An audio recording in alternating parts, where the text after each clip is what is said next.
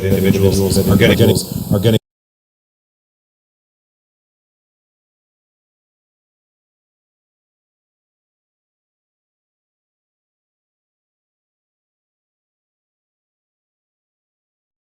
helping somebody out of homelessness. We can do all this work.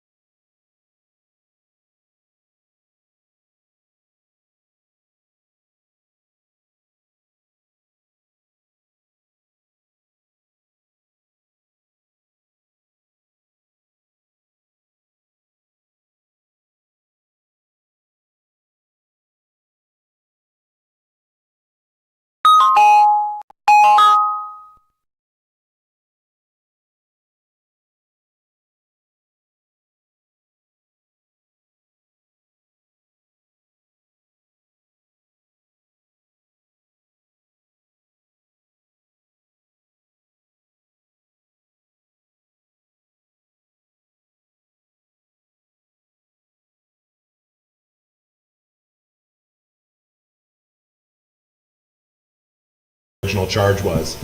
We as an agency, and I know other agencies up here, including the Salvation Army, and again, Olmsted County's Housing Stability Team, who isn't present at this, but I think is on the next panel. We do work to create bus passes in those situations to get people back to where they're from, because the worst thing that could happen is you pluck somebody from Duluth to bring them down here to Rochester to face justice, you boot them out of the ADC in their shorts and socks, and now they're in homelessness despite having an apartment, despite having a job, you know, but no ability maybe to get back up there. And so I don't want to advertise that it's something we're doing all the time, but we are always as an agency trying to find things that we can do, pivots we can make to ensure that we are helping people stay out of homelessness. And so, you know, I appreciate the Major talking about that too. It's not just dealing with homelessness in the moment, but the ways in which we can stop it before it starts, prevent somebody from getting into the depths of homelessness. And that's kind of one of those ways, is getting them back to where they're from and maybe living and gainfully employed and having housing. And I swear I'm going to give the microphone. We have time for one more question. Oh, you got one on here too. You two fight it out. Yeah, I just, you spoke to the fact that some of these people really want to be active. They want to be doing something, planting gardens, whatever. And then we see the help wanted signs around town. Could you speak to the difficulties of pairing people up with the jobs that are available and how you might overcome some of those difficulties so they can actually be active and working?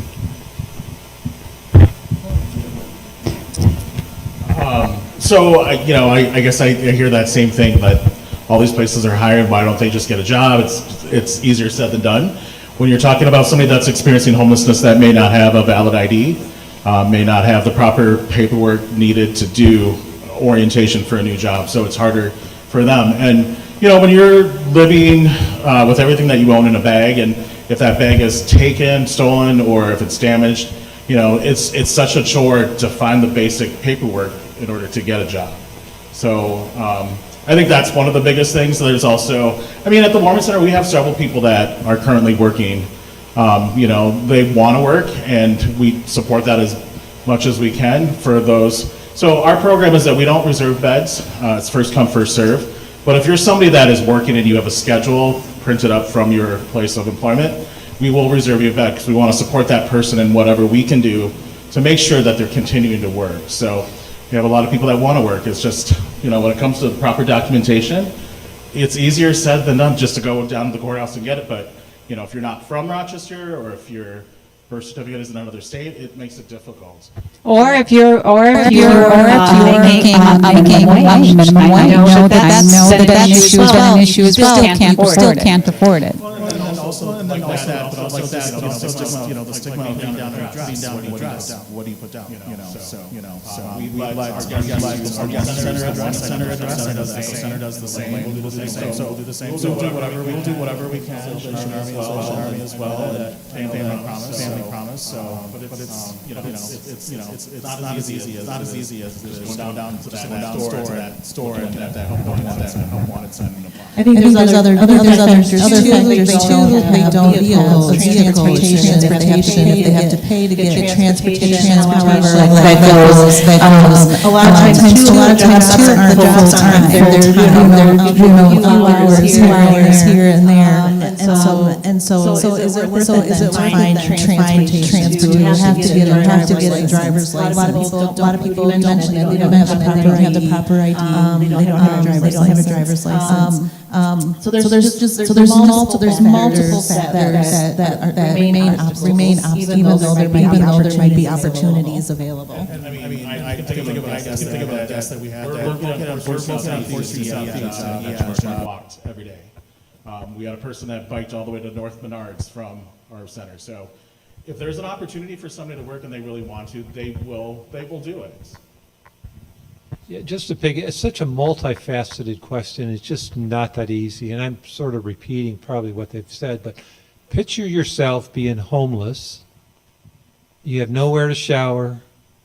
You don't have the clothes to wear for a job interview. You might not have a way to get there. You may have the motivation, but your anxiety and depression gets in the way of that. So it's just not that easy. I mean, I had a lady, thank God that she's a hotel manager, and she was homeless, and she talked about walking with all their stuff down the street and how people didn't even look at her. Thank God that she found a job today. I mean, she told me. So it just isn't that easy, and you really have to picture yourself in that position. Go ahead.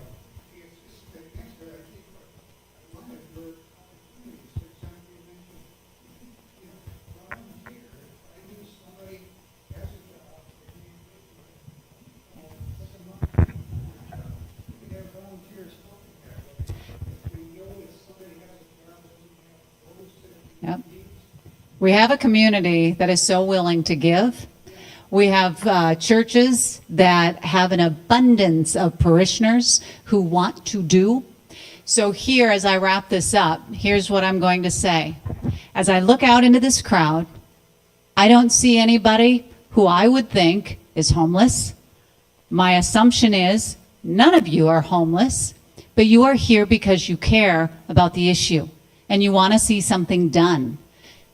Connect with these organizations because they are the ones who are in contact with the folks who need the help the most, and they will tell you what they need, especially Erin down there saying, look, we can't take a volunteer at our house because we don't have the room, but there are ways to raise money for them, to help them, support them, and they need each and every one of us as a community who wants to help but don't know how.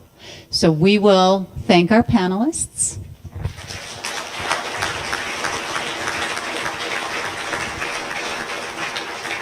And let Holly introduce our next panel.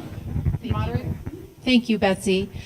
So while our panelists are switching, I did want to say if you didn't see it on your way in, where there's a sign-in sheet, and there was also a list of the panelist organizations' contact information. So all of the panelists that are here tonight, the name of their organization, their address, their phone number, their email, their website are all listed there for you. So please do, as Betsy said, get in touch. If an organization struck a chord with you and you want to get involved, more involved, please reach out.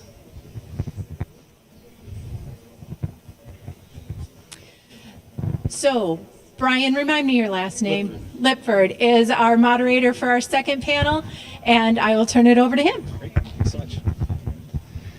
Thank you. My name is Brian Lipford. I am an attorney with Southern Minnesota Regional Legal Services. And we are a legal aid organization. We offer free legal services to low-income and elderly. And we are represent the southern half of the state. We also have an office here in Rochester. And what I'm going to do, and I do housing work, so I represent folks in housing. And I'm going to let folks introduce themselves. And so if we can start to my left and just go down the road, say who you are, what your organization is, and tell a little bit about what you do. My name is Karen. Is this on? My name is Karen Fairbairn-Nath, and I'm the Executive Director for Legal Assistance of Olmsted County. LEOC has been in existence for 50 years, and we are your single county legal aid organization. We work hand in hand with Southern Minnesota Regional Legal Services. We provide legal assistance to those in poverty in the area of housing, family law, and domestic violence. We also have about 45 volunteer attorneys in the area who volunteer to take cases in other areas such as employment or financial issues, etc. We help tenants who rent from private landlords, those who are not receiving a subsidy. We help them with regard to evictions.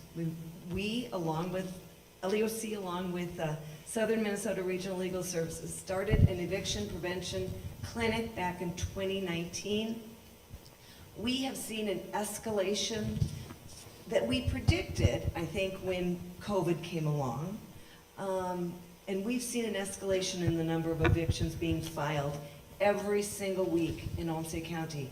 This is true statewide, and I think probably to our great surprise is we are not seeing any of the numbers of evictions being filed diminish at all.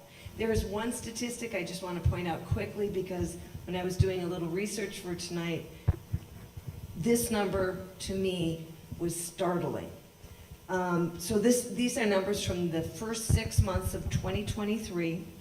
52% of our clients facing eviction that LEOC has represented, 52% of them identified as non-Caucasian.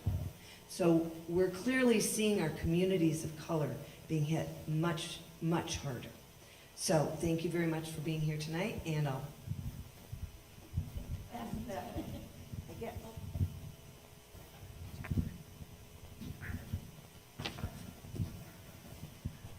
my name's Chandra Dennison. I am a social worker with Olmsted County. I work with the community outreach team. There are 4 social workers embedded with law enforcement. That's our community outreach team. And we respond to calls by way of dispatch. They dispatch us out to calls where there's an acute crisis happening. So we can respond. Typically it's over 50% of our calls typically are related to mental health. So we can go out and we can help with doing some de-escalation, helping with coping skills, looking at what supports or services might be available to that person that we can help connect them with in that moment and in the couple of days following up from that crisis. So that's mainly what our team does. We do also have, we do a little bit working with the police department and their police assisted recovery program, which is a program where we have access to pre-treatment beds for substance use and abuse that people can access if they're ready and willing to go to treatment like that day in that moment. We can fast track them to getting into treatment and getting them those supports right away. Hi everyone, my name is Mary O'Neill. I'm program manager for the housing stability team at Olmsted County. We are part of the housing department, and I'll give a little bit of an overview. So the housing department really has two arms. One is the Housing and Redevelopment Authority, so the HRA you might be familiar with. They manage several of our federal housing vouchers, so Section 8 vouchers, VASH, which is specific to veterans. We have mainstream vouchers, which is specific to people under 62 with disabilities. a number of different vouchers that we manage on the HRA side. We also have public housing. We have 3 multifamily properties that we own that are operated as public housing. And we have 7 total multifamily properties that we operate as well. The other arm of the housing department is the housing stability team. So this team came together in 2020, right before COVID hit, and I always say that the pandemic was an incredible team building experience for us. We dove in and we got to become amazing partners with several of the agencies that have been represented here tonight. So our team is a team of social workers that has over doubled in size since we started in 2020. And our goal is really to prevent and end homelessness in our community. The majority of our work has been focused on single adults. We have some permanent supportive housing programs that we run in partnership with Catholic Charities. We have opened the Echo Center, which is a drop-in resource center, which is right next to the warming center. We have social workers there every day. Anybody in our community experiencing housing instability or homelessness can stop in and get resources there. I think Alex mentioned earlier, we have partnered with Mayo Clinic. The med students have initiated this grassroots effort to start street medicine in our community, and it has been just amazing to see. So we have 2 physicians who are volunteering their time to go out to our encampments in the community and address some of the medical issues that people have. One of our social workers is a licensed alcohol and drug counselor, so she will do assessments for people who are interested in seeking treatment for substance use. Her goal is to respond to those requests the same day. As we know with substance use, that window of opportunity is very small, so we try to engage as quickly as we can. I'm trying to think if there's other things we're doing, but there's a lot, and there's a lot on the horizon, so I'm really hoping that we can touch on that as well. Good evening, everyone. I'm Scott Maloney, Executive Director at Family Service Rochester. We are a community-based organization that provides services that address family stability, child well-being, mental health, and senior independence. And we do that with a staff of about 150, and we also have about 800 volunteers. And we do some of our work in about 12 different counties. However, most of our work is done here in Olmsted County. When we think of the work that needs to be done related to homelessness, or the work that we do, is primarily preventative. So we have a couple different programs that work to prevent housing instability. One of those programs is the GPS program, stands for Guiding Partners to Solutions. We have a team of social workers that are essentially system navigators and kind of a one-stop shop for community members in need. They spend time, they're actually housed in the Olmsted County Human Service Building, but they also spend some time out in the community, including at the library and elsewhere. A large proportion of who they are serving are people that are homeless or on the track to be homeless. Secondarily, we provide social work services to the residents in the Gage East housing complex that serves those that have been chronically homeless. Third, we provide services, mental health services. So we have about 40 therapists that spend time in families' homes, spend time in specific community settings, and we do outpatient work out of our north building. Lastly, we do our senior independence work, and we don't oftentimes think of this as homeless prevention, but we provide non-medical services that support seniors to remain living in their homes. So that's handiwork and chore services, lawn care, transportation, home safety checks, a wide array of services that allow seniors to remain living in their home.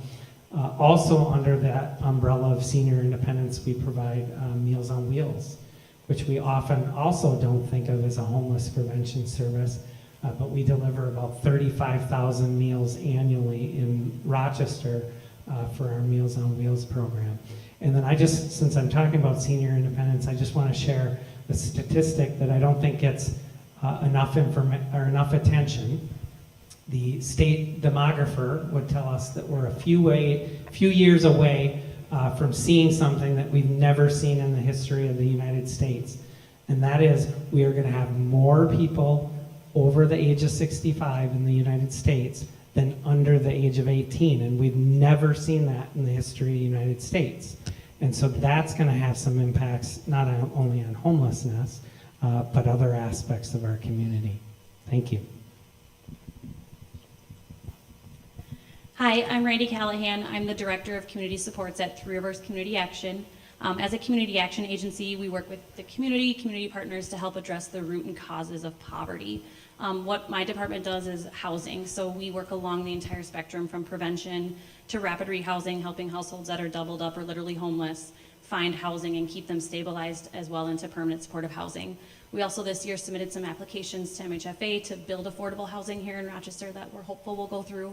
But we try to work with a strengths-based model to help the household where they're at, figure out what are their needs and how can we help them make the decisions to find stability. It's not always gaining income. It could be going back to school. It could be they're waiting for Social Security or they're waiting for Section 8 and we're just trying to bridge that until we can find that stable housing.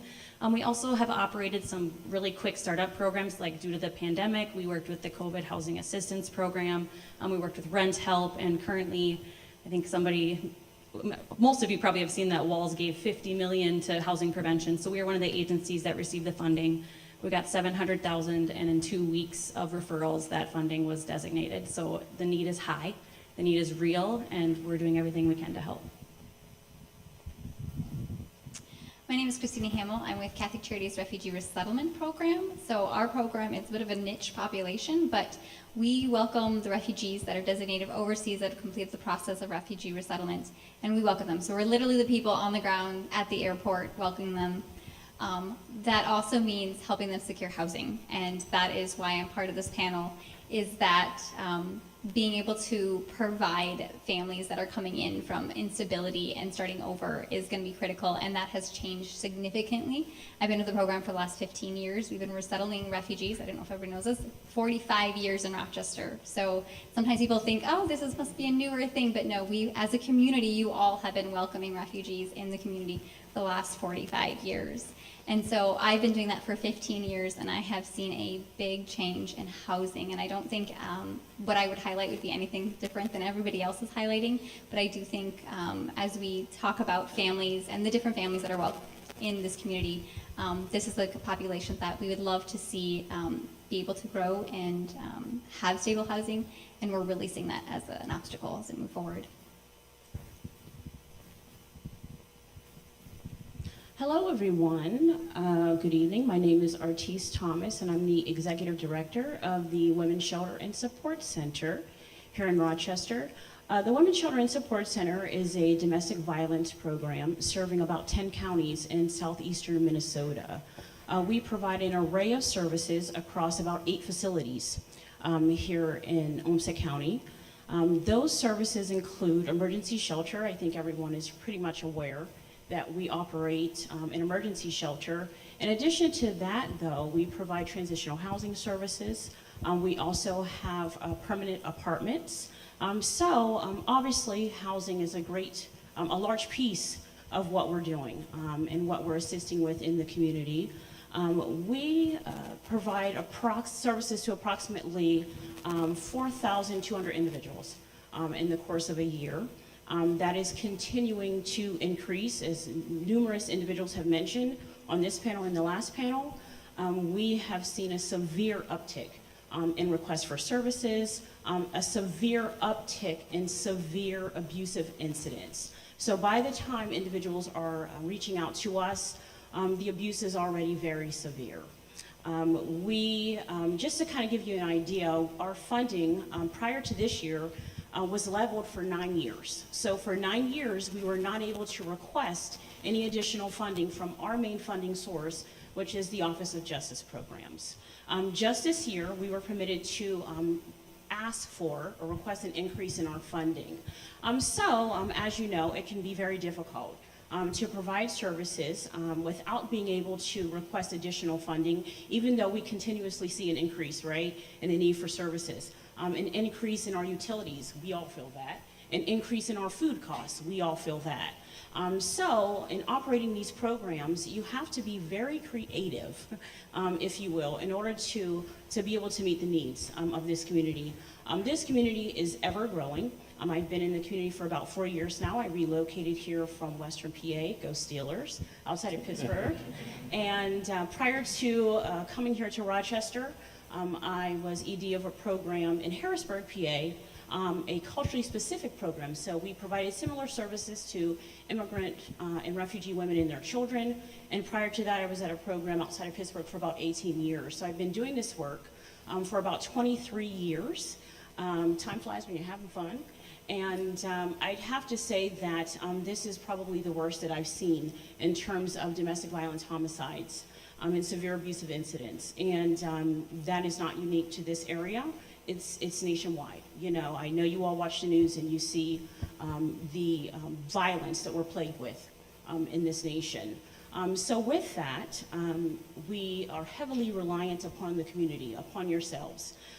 This community is extremely generous. I can say I've never seen anything like it. The collaboration and the partnerships that we have here, I've never seen anything like it. We cannot do this work in silos. I've learned that, you know, over the years. In addition to some of the services that I mentioned, we assist with the filing of OFPs and HROs. In addition to that, someone mentioned earlier about collaborating or partnering with the DOC. We have a contract with the DOC. We have a Shakopee Women's Prison work release program. So women can come from Shakopee that meet certain criteria, and they can stay at the women's shelter for as long as they need to stay there, as long as they're employed, and they, you know, follow the rules and don't break any of those regulations, of course. You know, I'm happy to be here this evening to talk a little bit about, you know, the small piece that we are trying to do in the community in terms of trying to prevent homelessness. We are often full. We even, during the course of during the pandemic, we were able to secure some funds through the CARES Act. We operated a hotel motel program for about 3 years. We're just wrapping that up now. We would not have been able to survive without those funds because, as you know, shelters are very dense, and it's almost impossible to social distance in an emergency shelter. It's very difficult to do. So thankfully, we were able to secure funds in order to provide you know, those services and socially distance. It's also very difficult to stay staffed. I'm just going to be honest. Extremely difficult during the pandemic. We even relied upon very similar model to traveling nurses. We had relied upon the state for traveling advocates. They were vetted, background checked. They were able to come in and answer the 24-hour hotline when we had 8 people out with COVID. It was kind of like building a ship in the middle of the ocean. You know, but thankfully we made it through. And I'm just happy to be here and just kind of talk about how we can all, you know, partner and continue to serve the community. Great, thank you. I'd like to open it up for questions so we can make sure we get a chance and opportunity to answer all your questions. But while we're waiting for folks, please raise your hand.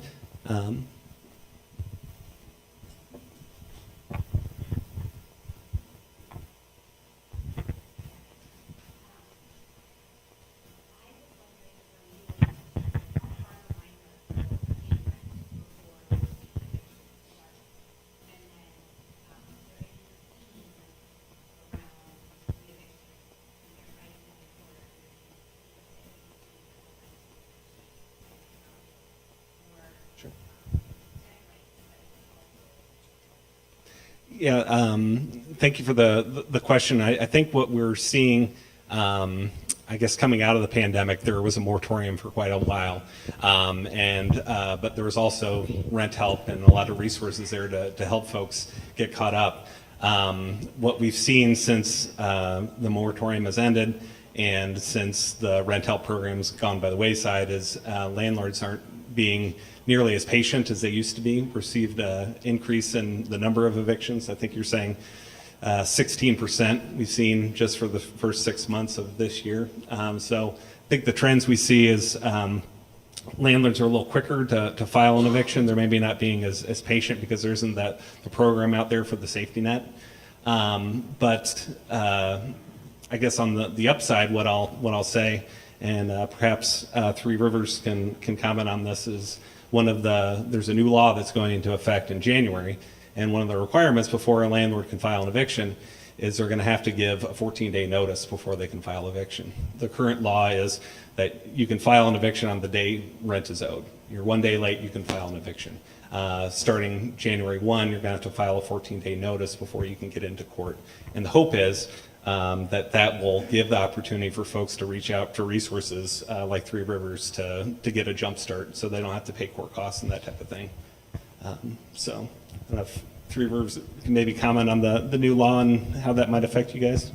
Yeah, so historically, we get back rent through the Family Homeless Prevention and Assistance Program, and it comes on a quarterly basis. Historically, we've gotten $25,000 a quarter from Olmsted County. That lasts a week, right? So we were very happy to see some more funds come, but now that we've seen how fast 700,000 can go, we're very anxious for what that's going to look like for the next year.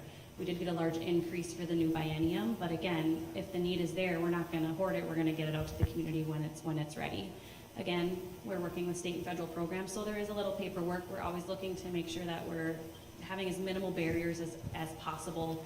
We're working with, DocuSign, meeting with households where they are to make sure that we can get those forms completed, and there's not a barrier to getting that assistance, but there's just not enough funds. So while the 14 days will help, I don't think it's going to be a solution. And I think just to follow up what my hope is, that by the time an eviction gets to court, if a tenant wants to pay and stay, they want to stay in their home, they're going to have to pay the rent, then they're also going to pay the court costs, they're going to have to pay the service fee. And so sometimes you have folks that are getting evicted for owing maybe 1 month rent of $400, but by the time they get to court, they're going to owe close to $800. And so hopefully this new law will help that.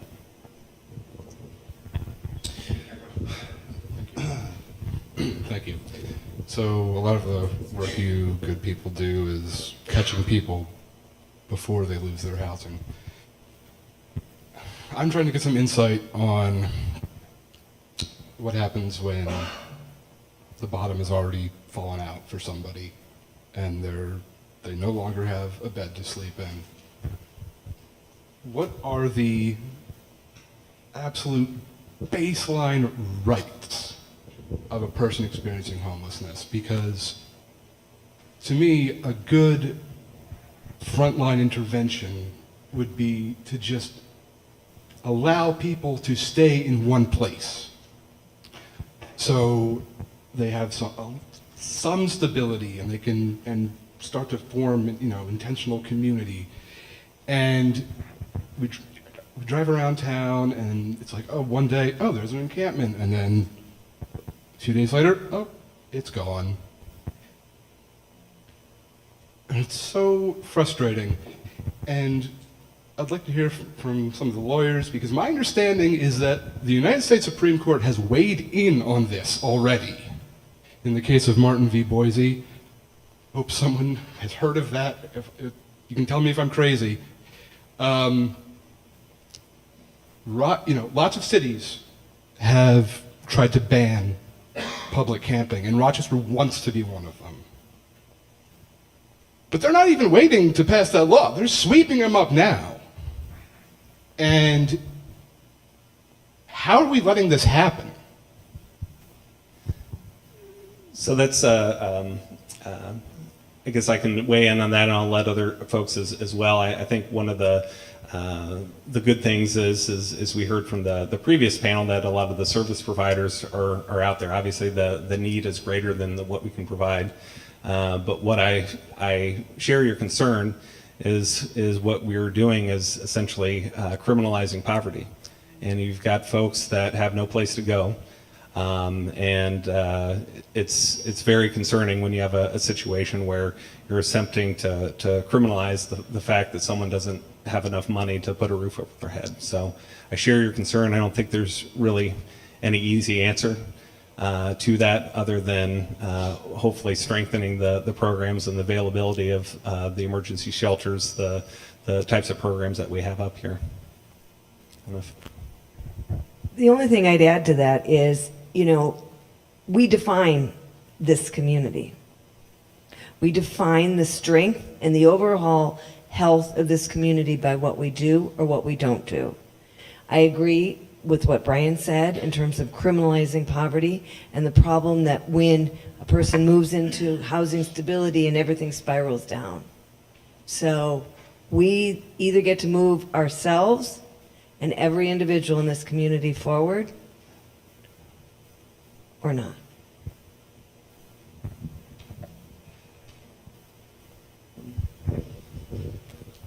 I think it has to stop. I think unjust laws should not be heeded. I think I want to find people who are willing to put their bodies between the encampments and the police. If anyone here is interested in doing that, talk to me afterwards. I think there's another question. So I want to use myself as an example. I at one point struggled with homelessness. I struggled with finding good employment. I struggled with addiction, and now I'm in long-term recovery. But the problem that I find amongst myself, as well as a lot of other people in my situation, is when we're say we go from homelessness to treatment, from treatment into a step-down program, from step-down program, then we're working and we're becoming active in our community. And we're reaching out and we're looking for resources, but the one thing that we stumble across is once our treatment's done and once our time in a sober home becomes to an end, then therefore some of us are in a position where we have felonies on our record, you know. And what I've noticed in Rochester is that Rochester there's not very many housing options for people with convicted felonies or with convictions on their record. And that to me, I think that plays a lot, because I've almost stumbled into relapse because I've made it all the way through, but now I can't find a place to live. And I'm active, I'm working, I'm putting in the hours of time and effort, but there's nothing out there for me.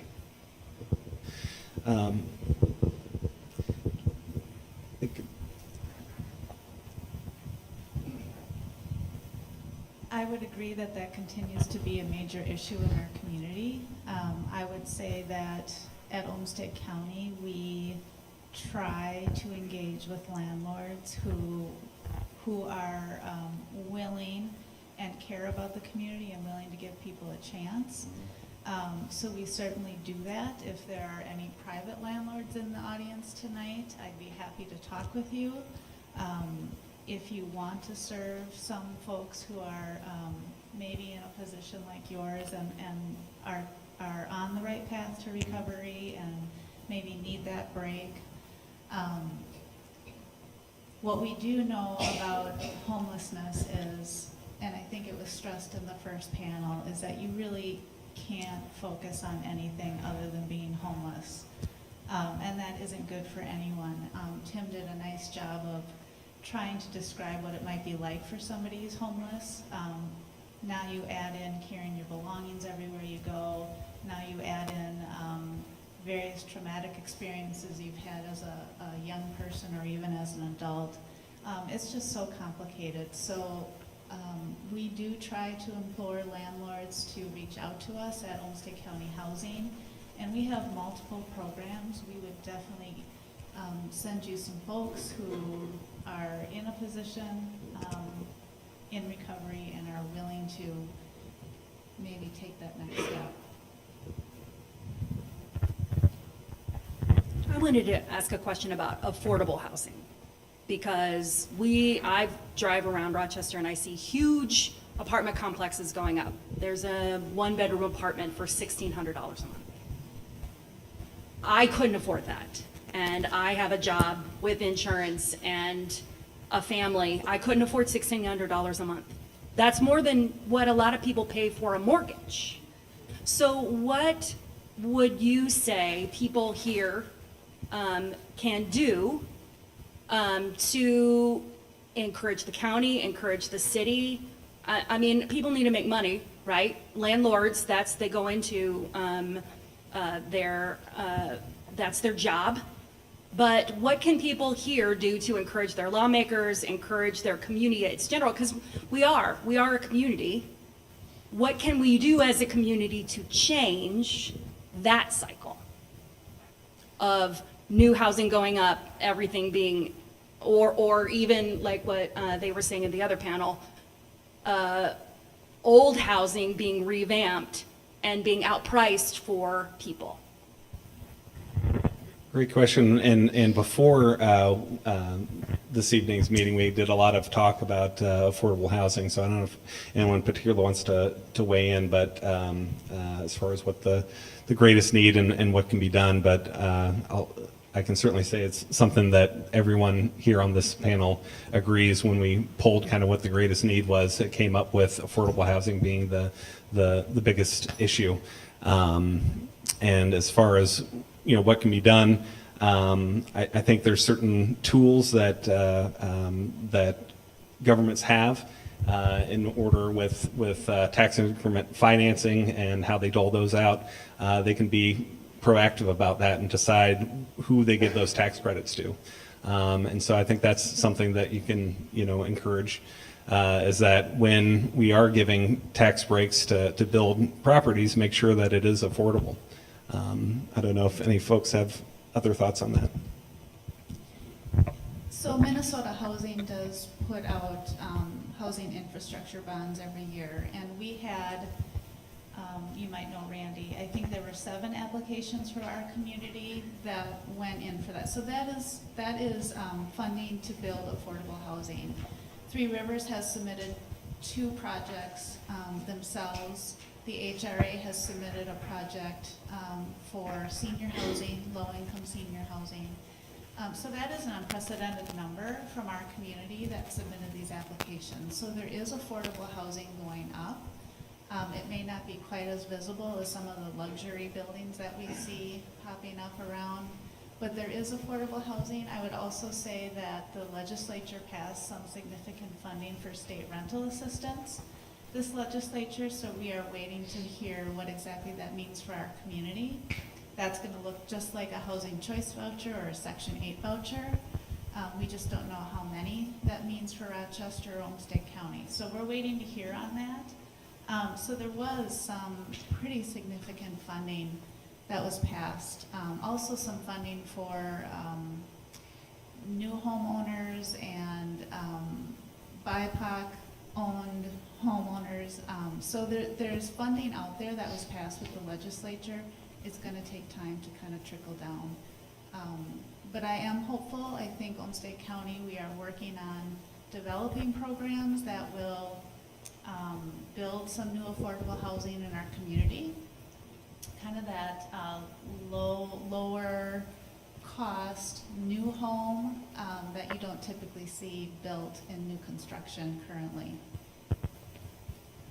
I just want to make the comment too, I've heard affordable a lot, but I want to point out that it's also safe, right? It's not just affordable. We want to make sure where we put people that they're safe. While we're waiting for the next question, Mary, if there's any landlords out there, I know that with my clients, sometimes it's difficult you mentioned Section 8 vouchers, that they have a Section 8 voucher. Are there any, would there be any benefits to landlords who might, maybe be reluctant or have questions about the program? Certainly the benefit is you're getting a payment every month, for one. We have many of our rental assistance programs that we have case managers involved with the tenants, and that's going to be another benefit to any landlord. If you have a point of contact that you can call if things are maybe going south for a tenant, that means all the difference in the world to a landlord, I think. So many of our programs require that case management. Same thing goes for the Section 8. Although we don't require case management for those vouchers, there's a housing specialist at the county that you can reach out to if there are issues.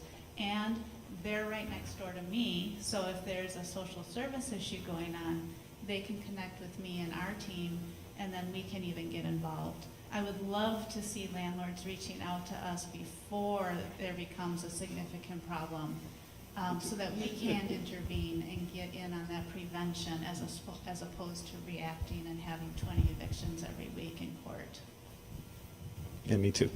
I think there's another, yes. I just I'm sensing from some of the people attending here that they want to know how they can be involved in making a difference and advocating. In our community, we are very lucky to have something it's called, it's a faith-oriented group, it's called Isaiah. And we will be looking at affordable housing because it's something that many residents in our county have brought up. So if you're interested in doing the grassroots advocacy, what are human rights? I heard that. This might be an organization for you to be part of. It's called Isaiah of Minnesota.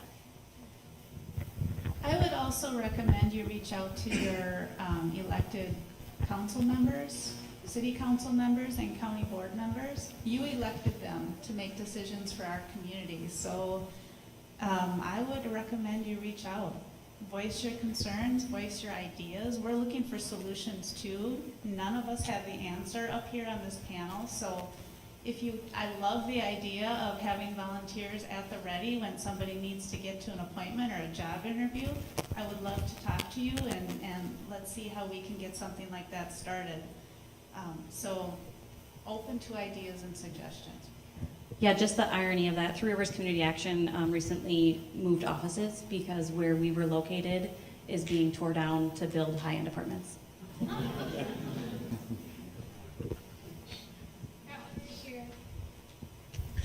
Hi, my name is Tom Heelan. I recently had 2 years of homelessness. I can tell you this, it's not because I didn't attend the University of Minnesota, I did. Not for a very long time. I wasn't very impressed by the University of Minnesota. I graduated from a MNSCU school. You know, something that I would suggest is that there have been a number of people, I've been taking notes, I've got 7 pages of notes. One of the things that I'm missing is names. And I've been thinking about that because, you know, I am absolutely convinced that there are 20 people minimum in this room right now. We could get together, go to coffee afterwards, and we could come up with a program that would work. Status quo poverty doesn't work. Talk to the people who are homeless. They do. Many of them want to go to work. And many of them, just like the gentleman that Dan referred to, walked to Benchmark. It amazed me. I got up at the warming center like I did this morning at 4 a.m. working on my own pilot project for homeless. He would get up at 4 a.m. and walk to Benchmark if it was 20 below zero with wind. First of all, ask yourself, what are we missing?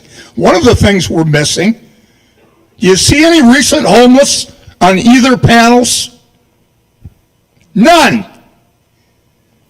And it's not that this community doesn't have many, many good people who really want to see something work. Okay, please make a note if you could. I didn't come into this meeting with this. I wrote this down during the meeting. I think that we can put together a group of people who independently can use innovation to help people, to empower them to help themselves. I haven't filed this email yet, but the email is pilotprojectworks@gmail.com. When I leave this, I'm going to go take that reservation. Now, I've been building homes in the construction industry. I've been designing panelized modular homes for over 20 years. Is this news? Actually, there's a whole group of people here who know all about it, and they won't return a phone call or a call because for them, poverty is an opportunity, and they don't want to let go of any cash flow, particularly with an innovative organization. I have another proposal. How about a medical foundation in this community? Instead of paying the rock bottom property taxes that they're paying, that they contribute voluntarily 10% of what they otherwise would pay in property taxes to increase housing supply. Let people build their own housing. Olmsted County and Rochester in January made legal accessory dwelling units. Please read an article. The housing revolution is coming.